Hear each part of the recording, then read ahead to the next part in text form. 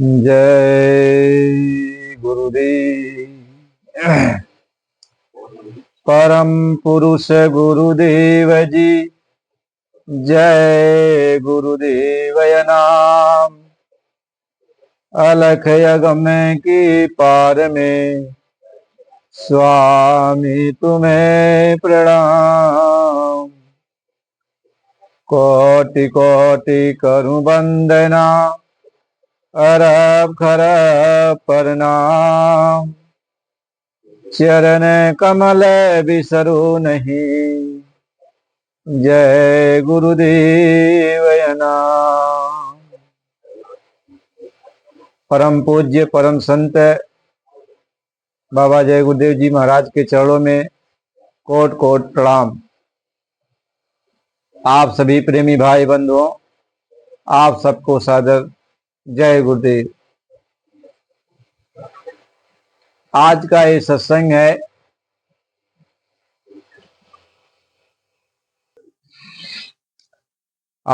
सत्संग है कि परमात्मा एक है कि अनेक है। परमात्मा एक है कि अनेक है। आप देखो, हिंदू में कितने परमात्मा हैं। कोई राम को मानते हैं, कोई कृष्ण को मानते हैं, कोई नरसिंह भगवान को मानते हैं, कोई बारह भगवान को मानते हैं, कोई मत्स्य भगवान को मानते हैं। ऐसे बहुत सारे परमात्मा हिंदू में भी हैं, बहुत सारे परमात्मा ईसाई में भी, बहुत सारे परमात्मा मुसलमानों में भी। यानी जितने धर्म मजहब हैं, सब लोगों के परमात्मा अलग अलग हैं। लोग ये कहते हैं ना, मेरा ये परमात्मा, मेरा ये भगवान है, अपनी अपनी बोली भाषा में लोग ये कहते हैं। और जो कुछ भी आपस में तफरका पैदा होता है, अलगाव पैदा होता है, इसी बात को लेकर पैदा होता है। हम अपनी बात पर अड़े हैं, वो अपनी बात पे अड़े हैं। जो भी लोग हैं, सब लोग अपनी अपनी बातों पे अड़े रहते हैं। कोई झुकने को तैयार ही नहीं रहता। सब वो लोग ये कहते हैं कि मेरा जो मत है ये ऊंचा है। सभी लोग ये कहते हैं मेरा धर्म ऊंचा है। मैं जिनको भगवान मानता हूं वही सर्वे सर्वा भगवान है। ये सभी धर्म मजहब के लोग कहते हैं। सभी लोग जितने भी उनके अगुवाकार हैं, वो सभी लोग ये कहते हैं। तो जब अगुवाकार कहेंगे तो जो साथ में अनुयायी हैं वो सब तो कहेंगे ही, सब लोग कहेंगे। और बस यही झगड़ा का कारण है कि हम किसी की बात को सुनना नहीं चाहते, हम किसी की बात को समझना नहीं चाहते। आखिर वो क्या कह रहे हैं, क्या समझाना चाहते हैं, क्या समझाना चाहते हैं। हिंदू हो के, मुस्लिम हो के, सिख ईसाई जैन हो के, या किसी भी जात बिरादरी की आप हो, आपको ये सोचना चाहिए था कि जब ये बच्चा जन्म लेता है, चाहे हिंदू का बच्चा हो, चाहे मुसलमान का बच्चा हो, चाहे सिख का बच्चा हो, चाहे ईसाई का बच्चा हो, किसी भी जात बिरादरी का बच्चा हो, या किसी भी मजहब में वो जन्म लिया हो, किसी भी देश का हो, तो आपसे हम पूछना चाहते हैं, जो हिंदू का बच्चा है, क्या वह हिंदी में भोजपुरी में रोता है? मुसलमान का बच्चा उर्दू में रोता है? सिख का बच्चा वो सिख धर्म के अनुसार रोता है, ईसाई का बच्चा ईसाई धर्म के अनुसार रोता है, अरबी में रोता है कि फारसी में रोता है। जितने भी बच्चे जन्म लेते हैं, आपको विचार करना चाहिए, वह एक ही लफ्ज में उनका रोने की आवाज एक ही होती है। क्यों?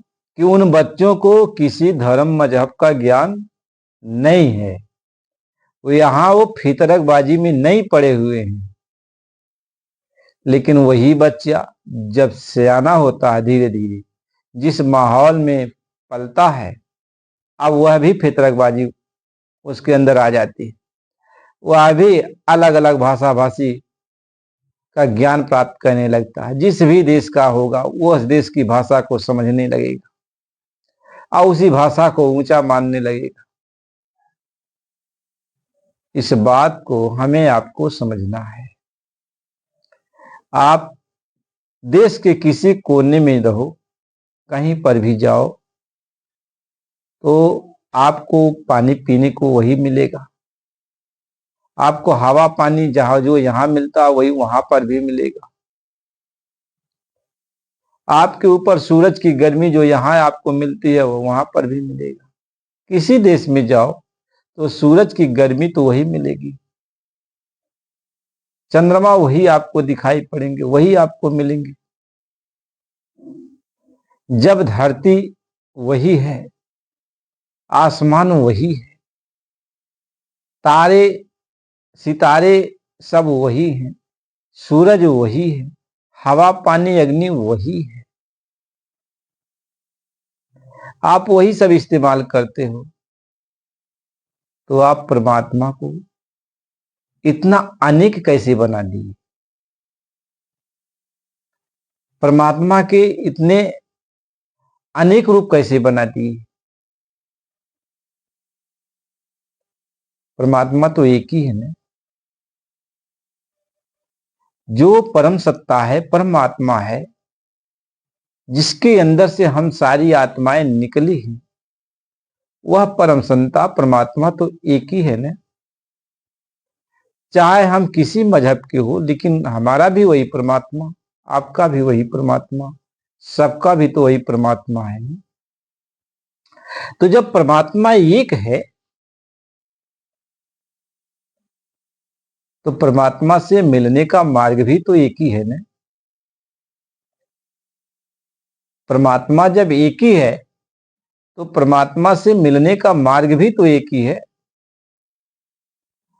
तो हम सारे लोग, इस संसार में जितने भी लोग हैं, ये हम लोग परमात्मा के पास जाना चाहते हैं, तो हम लोगों को उसी एक ही मार्ग से जाना होगा ना। जिस मार्ग से हम परमात्मा तक पहुंच सकते हैं ना। आप कहो, हिंदू कहे कि नहीं कुछ और मार्ग है, मुसलमान कहें कुछ और मार्ग है, सिख ईसाई जैन कहें कोई और मार्ग है। अनेक मार्ग तो परमात्मा से मिलने का नहीं है। परमात्मा से मिलने का एक ही मार्ग है। जब एक ही धरती का आप इस्तेमाल करते हो, एक ही सूरज का इस्तेमाल करते हो, एक ही चंद्रमा का इस्तेमाल करते हो, एक ही हवा का इस्तेमाल करते हो, पानी का इस्तेमाल करते हो, एक ही अग्नि का इस्तेमाल करते हो, यही सारे चीज आपको इस्तेमाल में आते हैं, इनसे आप संतुष्ट हो जाते हो, तो क्या परमात्मा इतना कमजोर है कि वह जब एक सूरज सबको प्रकाशित कर सकता है, तो क्या यह एक परमात्मा सभी आत्माओं को कल्याण नहीं कर सकता? सबको भवसागर से पार नहीं कर सकता? सबका उद्धार नहीं कर सकता? वह अनेक परमात्मा जब होगा तभी उद्धार होगा, तभी उद्धार कर पाएगा। वह सूरज इतनी ऊंचाई पर है, यदि नीचे चला आवे तो कोई उसकी गर्मी बर्दाश्त कर पाएगा? कि सब तो जल के स्वाहा हो जाएंगे। जब एक सूरज में इतनी बड़ी तेज है, इतनी बड़ी तेज है, तो परमात्मा में क्या कोई ताकत नहीं है? हम इतना फितरक पैदा कर चुके परमात्मा के बारे में, और उसी परमात्मा के बारे में हम हिंदू होके जाते, मुस्लिम होके जाते, सिख ईसाई जैन होके जाते, कोई भी धर्म कर्म के हैं, आखिर उसी परमात्मा के पास तो जाना चाहते हैं, उसी भगवान के पास जाना चाहते, उसी खुदा गाड के पास जाना चाहते, उसी अल्लाह के पास जाना चाहते हम। तो कुछ भी उसका नाम आपने रख दिया, लेकिन जाने का जो मार्ग है, उस तक पहुंचने का जो मार्ग है, वह तो एक ही होगा, एक ही होगा। और फिर सभी लोगों ने कहा कि वह मार्ग कहां पर है? जहां पे तुम्हारी आत्मा है, क्योंकि आत्मा ही मार्ग को पकड़ के जाएगी। इस बात को विचार करो कि आत्मा ही परमात्मा के पास जाती है ना, क्योंकि ये जो तत्वों की शरीर है, ये तो तत्वों में मिल जाते हैं, लेकिन आत्म तत्व जो है, जो परमात्मा का अंश है, ये तो परमात्मा में जाएगा ना। तो परमात्मा से मिलने का जो रास्ता है, वह आत्मा के ही पास होगा, क्योंकि जिस मार्ग से आत्मा आई है, जहां बैठी है, मार्ग वहीं तक तो आया होगा, आत्मा के पास तक तो आया होगा, और आत्मा ही उसी मार्ग से वापस जा सकती है। क्या कभी आप लोगों ने नहीं सोचा? इस पर कभी आप लोगों ने विचार नहीं किया कि हमारी आत्मा कहीं पर भी हो, जहां पर भी हो, जिस जगह पर भी हो, यदि परमात्मा से आपको मिलना है, तो आपकी आत्मा जहां पर भी है, वहीं से वो मार्ग गया हुआ है, मार्ग वहीं पे है। आप वहीं से परमात्मा की दरगाह तक जा सकते हो। कहीं आपको बाहर भटकने की, दौड़ने धूपने की जरूरत नहीं है। आप जहां पे हो, वहीं से मार्ग है, वहीं से मार्ग है। तब तो महापुरुषों ने कहा, मुझको कहां ढूंढे बंदे, मैं तो तेरे पास में, खोजी होए तुरंत मिली हूं पल की तलाश में। कहते मुझको कहां ढूंढते, मेरे पास आने का मार्ग तो तेरे पास ही है, बस उस मार्ग को तू पकड़ ले, मेरे पास आ जा। एक पल में तू आ जाएगा, एक पल में मेरे पास आ जाएगा।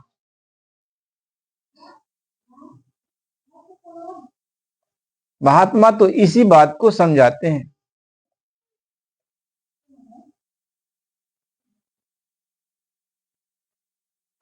महात्मा ये समझाते हैं कि बच्चा, यदि आप थोड़ा सा अपना विवेक लगाओगे, अपना थोड़ी समझदारी विचार करोगे कि वास्तव में हमें परमात्मा से मिलना, भगवान से मिलना है, तो भगवान ने हमको उतारा है, जिस मार्ग से उतारा है, और जहां पर भी मैं रुका हूं, वह मार्ग वहीं तक है न, वहां पर है। कैसे हम लोग किसी मार्ग से यदि कहीं जा रहे हैं और जहां भी रुक जाते हैं, वह मार्ग वहां तक रहता है ना, और जब हम वापस जाते हैं तो उसी मार्ग से फिर वापस चले जाते हैं। जिस मार्ग से जैसे आए, उसी मार्ग से वापस चले जाते, क्योंकि मार्ग लगा हुआ है, मार्ग आपसे हटा नहीं है, मार्ग आपसे हटा नहीं है, आत्मा से कभी मार्ग हटा नहीं है। जहां पे आत्मा वही मार्ग है। तो हमें अपनी आत्मा को समझना है कि मेरी आत्मा कहां पे है, और जहां पे मेरी आत्मा है, वहीं से मार्ग गया है परमात्मा के पास। अब परमात्मा वहां से अरबों खरबों शंखों कोस की दूरी पर है, कि पलक झपकते कितनी दूरी पर है, कि सामने ही है, वो तो तुम्हें तब पता चलेगा जब अपने मार्ग को देखोगे, अपने मार्ग पर चलोगे, तब समझ में आएगा परमात्मा दूर है कि परमात्मा करीब में है, परमात्मा करीब में है कि परमात्मा दूर में है, वो तो बाद की बात है। लेकिन जिस मार्ग से आपको परमात्मा के पास जाना है, उस मार्ग को आपको पकड़ना है, और वह मार्ग आपको तभी मिलेगा जब आप अपनी जगह पर खड़े हो जाओगे, अपनी जगह पर देखोगे, जहां पर तुम हो, जहां पर। इसलिए कहा, खुदा तुम दूर मत समझो, खुदा तुम दूर मत समझो, यही रास्ता है मस्तों का। खुद ही को दूर कर दिल से, इसी के बीच आता जा। कहते हैं वो भगवान व खुदा दूर नहीं है, बस तू अपनी अहमियत को हटा दे। जो खुदी भाव तू लेके बैठा हुआ, इस खुदी भाव को हटा दे और देख जहां तू बैठा है वहीं से तेरे खुदा के पास मार्ग गया, भगवान के पास वहीं से मार्ग गया। वह दूर नहीं है, बस वो मार्ग पर तू बैठ जा, उस मार्ग पर तू चढ़ जा। और उस मार्ग पर हम नहीं चलेंगे जिस मार्ग से परमात्मा तक हम पहुंच सकते हैं। तो बताओ, पूरा जीवन उधेड़ बुन करते करते, इनकी उनकी चाय चुगलाई करते करते, इनके धर्म मजहब को ऊंचा नीचा कहते सुनते, ये तो समय बीत जाएगा, समय बीत जाएगा। और मानव तन यही एक आपको मौका मिला है, मानव तन यही आपको मौके मिला है। अब इसी लड़ाई झगड़े में और अपने धर्म कर्म को ऊंचा नीचा कहने सुनने में, इसी में समय, बकवास में समय बीत गया, सारा बकवास। अभी बताओ, कोई महात्मा कहेगा मैं जो कहता हूं सही है, दूसरा कहेगा मैं को जो कहता हूं सही है, तीसरा कहेगा मैं जो कहता सही हूं, चौथा कहेगा मैं जो कहता सही। सब लोग कहते हैं सही। अरे भाई, सही वह है, कोई भी महात्मा हो, जो तुम्हारी आत्मा को, जिस मार्ग से आत्मा आई है उस मार्ग पर जो चढ़ा दे, उस मार्ग को जो लखा दे, उस मार्ग को जो दिखा दे। क्योंकि हम भूल गए हैं, हमें समझ में नहीं आ रहा, हमारा दिमाग नहीं काम करता, तो मेरे दिमाग को सही कर दे और जो उस मार्ग को दिखा दे। देख बच्चा, कहाँ तू जा रहा, यही मार्ग है, इसी मार्ग पर तू बैठ जा, इसी मार्ग से चल, अपने घर परमात्मा मिल जाएगा। बस बस सच्ची बात यह है कि यदि परमात्मा से मिलना है तो ऐसा कोई महात्मा हमको मिले जो मेरी आत्मा को जगा दे, यानी होश मिला दे, और हम उस मार्ग को देख लें जिस मार्ग से हम आए हैं, और उसी मार्ग से हमको अपने घर। इसलिए कहा, आने का मार्ग भी एक ही है और जाने का मार्ग भी एक ही है। अपने घर से जब हम आए हैं तो उसी मार्ग से आए हैं और उसी मार्ग से हमको जाना है। एक ही मार्ग आने का है और एक ही मार्ग जाने। आने का मार्ग तो है नहीं, एक मार्ग से आए हो, उसी मार्ग से आपको जाना। तो वही मार्ग जो लखा दे, वही मार्ग जो पकड़ा दे। तो जब चाहे हिंदू में हो, चाहे मुसलमान में हो, चाहे सिख में हो, चाहे ईसाई में हो, चाहे जैन में हो, चाहे अरबी में, चाहे फारसी में, कोई भी होगा, यदि आपको आपके अंदर परमात्मा से मिलने का मार्ग दर्शा देगा और उस मार्ग को दिखा देगा, तो आप तो अपने घर पहुंच जाओगे ना। कि यहां आप बैठ कर के छोटे बड़े के झगड़े में रहोगे। कह खोजी कोई कोई होएगा और बादी सब संसार, यानी कोई कोई होगा जो खोज करता है, सही माने में जिसके अंदर तड़प होती है, विरह जागती है, अपने परमात्मा से मिलना चाहता है। तो कोई कोई होता है जो वास्तव में चलना चाहता है, परमात्मा से मिलना चाहता है, परमात्मा के लिए उसके अंदर दर्द है, तड़प है, तो कोई कोई होता है। बाकी सब लोग छोटे बड़े के चक्कर में, वाद विवाद में उलझे रहते हैं, लगे रहते हैं, लगे रहते हैं। हम किसी को छोटा बना दिए तो बड़ी खुशहाली है कि हम बहुत बड़े बन गए, इसको छोटा बना दिया। दूसरा है आया तो उसको भी छोटा बना दिया, अपने को बड़ा बन गया। और कोई आया तो उसको भी छोटा बना दिया, अपने को। बस बड़ा बनने के चक्कर में, बड़ा बनने के चक्कर में जिस काम के लिए आए थे सब भूल गए। बस बस बड़े बढ़ाई, बड़े बड़ाई पाई की, बड़ा बड़ाई मिल गया, उसी को कहते मान बड़ाई पाई की। और रोम रोम हंकार, और बिन सदगुरु की भक्ति के चारों वर्ण चमार। कहते हैं बस मान बड़ाई मिल गई, बस हमको बड़ा बनना है, बड़ा बनना है। वो लोग कह दे कि महात्मा बड़े, वो दूसरा कह दे महात्मा बड़े, वो कह दे महात्मा बड़े। और महात्मा को जानते हो, कोई भी महात्मा है वो क्या कहता है कि नहीं, मैं बड़ा बड़ा नहीं हूं, मैं तो आपका छोटा सा एक दास हूं। जान लो महात्मा की क्या पहचान है, वह आपका दास,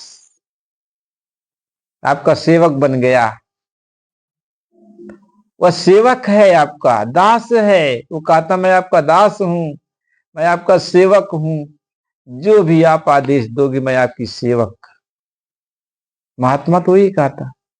महात्मा नहीं कहता कि मुझे मखमल पहनाओगे तब मैं खुशी से रहूंगा, आप मुझे जो है बढ़िया गद्दा गलीचा पर सुताओगे तब मैं खुशी से रहूंगा, मैं तुम्हारे यहाँ आऊं तो बढ़िया भोजन कराओगे तब मैं खुशी से रहूंगा, मेरा रूप रंग इतना बढ़िया बना रहेगा, लोग देखेंगे कि बड़े महात्मा, दाढ़ी जटा बाल रखाए हैं, बड़ा बहुत बढ़िया कपड़ा पहने हुए, टीका चंदन लगाए हुए, बहुत इनको खूबसूरती इनके अंदर है, तो लोग मुझे महात्मा समझेंगे।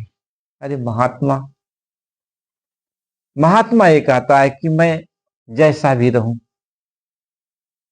मैं जैसा भी रहूं, मुझे यदि कपड़ा नहीं है तो आधे कपड़े पहनकर रह जाऊंगा, पेड़ पत्तों की छाल पहन लूंगा, पत्ता पहन उनका लपेट के रह जाऊंगा, मुझे इसका गम नहीं है कि मुझे जो है बढ़िया कपड़ा मिले, बढ़िया भोजन मिले, बढ़िया मखमल बिस्तरा मिले, बढ़िया पहनने को मिले। महात्मा तो ये कहता है कि ये जो आत्माएं हैं इनको कितना तकलीफ हो रहा है, इन आत्माओं को कैसे इनको साफ सुथरा किया जाए, इनको कैसे ज्ञान दिया जाए, इनको होश आ जाए, ये भी परमात्मा के पास चले, अपने पिता के पास चले।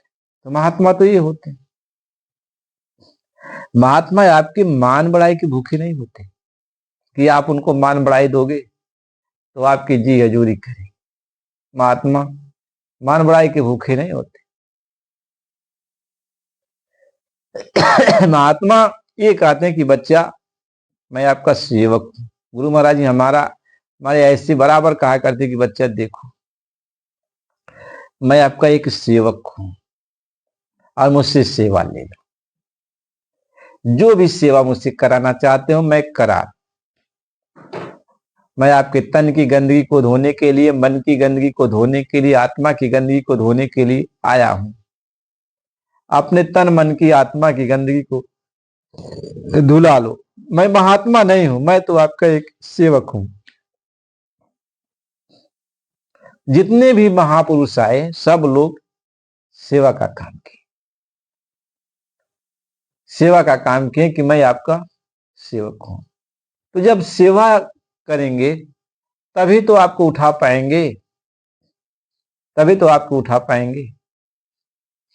और जब सेवा नहीं करेंगे तो आपको कैसे उठाएंगे?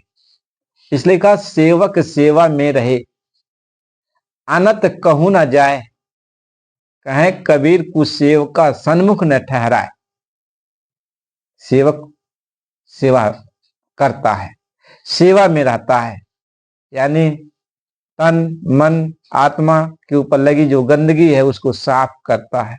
अब जैसा भी माहौल बन जाए साफ करने का तो साफ करता है, यानी तन मन निर्मल आपका हो जाए। अब ये निर्मल करने का बहुत से उपाय हैं। सत्संग सुना के भी निर्मल करते हैं, सेवा करवा के भी निर्मल करते हैं, भजन करवा के भी निर्मल करते हैं, भगवान की भक्ति करा के उनका कथा कहानी सुना के भी निर्मल करते हैं।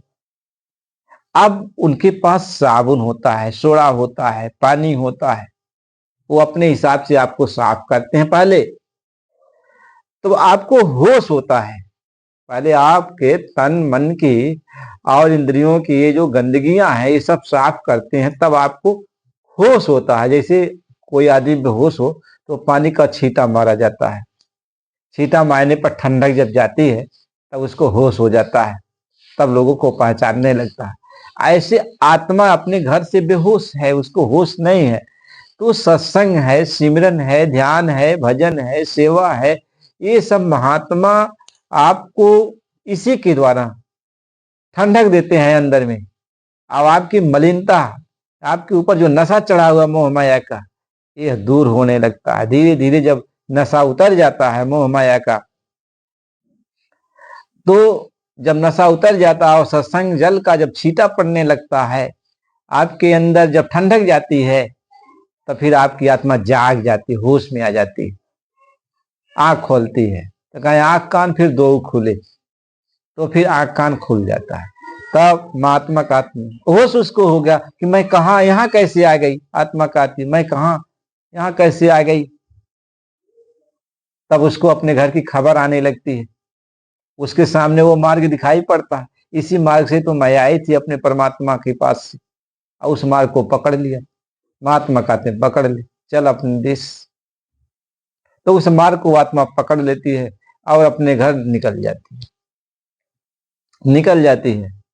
इसलिए महात्मा जो भी आते हैं उस सभी धर्म मजहब के लोगों को, सभी जात बिरादरी के लोगों को प्यार देते हैं, मोहब्बत देते हैं, सबको अपना बनाते हैं, सबके साथ एक जैसा बर्ताव करते हैं, और सबसे कहते हैं कि बच्चा तुम आए हो, तुम चाहे जैसे आए हो, आ तो गए। सत्संग सुना करके, ध्यान भजन करा करके, रास्ता दे करके, तुम्हारे तन मन की आत्मा की ऊपर लगी मैल को साफ करके आपको निर्मल बना देते हैं। और निर्मल जब आप बन जाओगे तो सामने जिस मार्ग से आप आए हो वो मार्ग आपको दिखाई पड़ता है। यानी आंख खुलेगी तब तो दिखाई पड़ेगा ना, कान खुलेगी तब तो जो वो चीज है सुनाई पड़ेगी ना। तो आंख कान सब खुल जाता है, तो आप सामने देख भी लेते हो, और जो कुछ भी आवाज वहां हो रही है, जो कुछ भी बात हो रही है, वो साफ सुन भी लेते हो। तो आप अपने घर निकल पड़ोगे। तो महात्मा कहते हैं कि जो मार्ग है संत मत का, एक प्रैक्टिकल मार्ग होता है। यानी देखा देखी, कहें देखा देखी, कहा सुनी की है नहीं, देखा देखी की बात। आ दुल्हा दुल्हन मिल गए फीकी परी बारात। कहते ये जो है कहा सुनी की बात नहीं है, ये देखा देखी की बात है। यानी तुम जब देखोगे, अपने घर जाओगे, परमात्मा को देखोगे, तब तो कहोगे कि जिस मार्ग से मैं चला ये मार्ग सही था। ये नहीं है कथा कहानी सुन लिया, चलो चलो इसी मार्ग से आप आए थे, इसी मार्ग से आपको चले जाना है, और न मार्गे देखा, न बताने वाला जो बता रहा है न वह भी देखा, और जो जो सुन रहा है वह भी नहीं देखा। बस मरने के बाद सब हो जाएगा, मरने के बाद सब हो जाएगा। तो बताओ शंका में तो आप रहोगे, पता नहीं परमात्मा है कि नहीं है, रास्ता मिलेगा कि नहीं मिलेगा। लेकिन महात्मा कहते कि नहीं, यह जीते जी का सौदा है। मरने के बाद गवाही देने के लिए कौन आएगा कि हाँ आप सही दिशा, सही मार्ग पाए कि नहीं पाए। अरे जीते जी जब उस मार्ग को देख लोगे तो आपको गवाही की जरूरत नहीं रह जाएगी। आप तो स्वयं जान जाओगे कि हाँ हमारा गुरु जो बताया वो सही मार्ग बताया, सही जगह मुझे पहुंचाया, सही जगह मुझे पहुंचाया। तो आप सत्संग वचन को सुनोगे, सत्संग वचन को सुनोगे। इसलिए सत्संग की बहुत जरूरत पड़ती है। और कोई भी महात्मा, जो महात्मा सचमुच आत्मा के कल्याण के लिए आता है, वह कभी भी किसी भी समय, चाहे छोटा इंसान हो, चाहे बड़ा आदमी हो, चाहे कोई भी हो, चाहे साधु महात्मा कोई भी हो, किसी की कभी भी चाहे चुगलाई बुराई नहीं करता है। वो उसके सामने तो सभी उसके बच्चे हैं, चाहे साधु के रूप में हो, चाहे गृहस्थी के रूप में हो, चाहे जोगी जति के रूप में हो, सभी तो उस मालिक के हैं। क्या सब ममप्री सम्मम उपजाए, सब तो उन्हीं के हैं। तो किससे वो दूसरा भाव देखेंगे। वो सबका कल्याण चाहते हैं, सबको समझाते हैं। तो जब अपने बच्चे का कोई बुराई करेगा, महात्मा जो होते हैं, जो मालिक का स्वरूप होंगे, जो मालिक का रूप होंगे, तो वह किसी के अपने बच्चे की बुराई करेगा? कभी नहीं, कभी नहीं करेगा। चाहे हम राम की भक्ति करें, चाहे हम कृष्ण की भक्ति करें, चाहे हम खुदा गाड की भक्ति करें, चाहे वाहेगुरु की भक्ति करें, वह कभी किसी के बारे में कुछ नहीं कहेगा।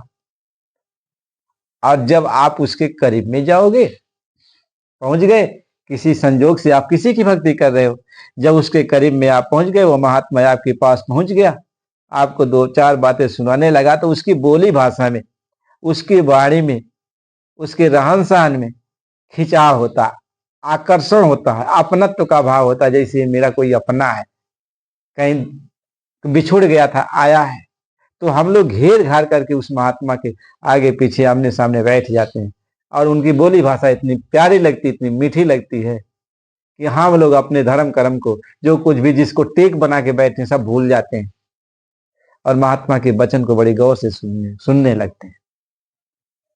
वो ये नहीं कहते, कुछ कहते नहीं है, हम खींचे खींचे उनके पास चले जाते हैं, खींचे खींचे उनके पास चले जाते हैं। तो महात्मा जहां जहां चले जाते हैं, जिस जिस जगह चले जाते हैं, सारी आत्मा तो उन्हीं की है।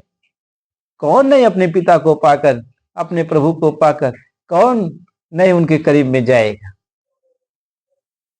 इसलिए कहा निज पिंड से प्यार करा करके घट में शत्रुरूप दिखाते हैं। बस हमारा आपका सबका ख्याल अपने आप उनकी तरफ जाने लगता है, जाने लगता है। तो आप कहते हो कि आप कहोगे उन महात्माओं से कि हम राम की भक्ति करते करो, करो बच्चा राम की भक्ति, कृष्ण की भक्ति करो, किसी की भक्ति करो। उनसे पूछो अपने घर हम कैसे चलेंगे, हमको मार्ग दिखा दो, हम अपने घर कैसे चलेंगे।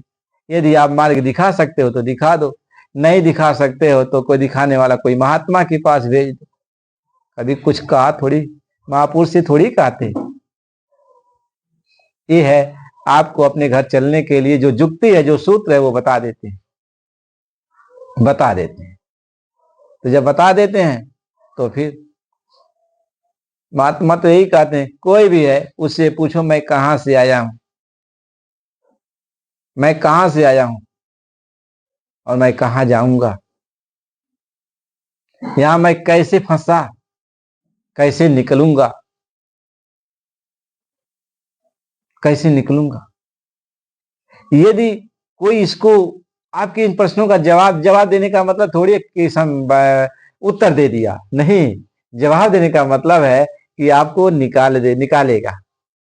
आप कहां से आए हो उस जगह को आपको दिखाएगा, फिर कैसे आपको जाना है वह मार्ग आपको दिखाएगा, फिर वहां आपको पहुंचाएगा। वह उसका काम है। तब तो आपको भरोसा होगा, नहीं तो कहोगे कि भाई ये तो बात सभी लोग कहते हैं। लेकिन जब दिखाने वाला कोई महात्मा मिल जाएगा, वहां पहुंचाने वाला कोई महात्मा मिल जाएगा, तब तो कहोगे नहीं अब हम गुरु के चरण को नहीं छोड़ेंगे। अपने मालिक, यही मेरा मालिक है, यही मेरा मालिक है। हम तो सभी महात्माओं का इज्जत करते हैं, सम्मान करते हैं और सबसे विनती प्रार्थना करते हैं कि आप लोग आए हो तो इन सारी भोली भाली आत्माओं को जो भटक गई हैं, यहाँ पे आके काल माया के देश में नाना तकलीफ को सह रही हैं, इनको अपने घर पहुंचा दो। बस आप सब लोग उस मार्ग को जानते हैं अपने घर जाने का, तो इन सबको पहुंचा दो। बस इसमें और लड़ाई झगड़ा की क्या बात है, छोटे बड़े की क्या बात, आप पहुंचा दो,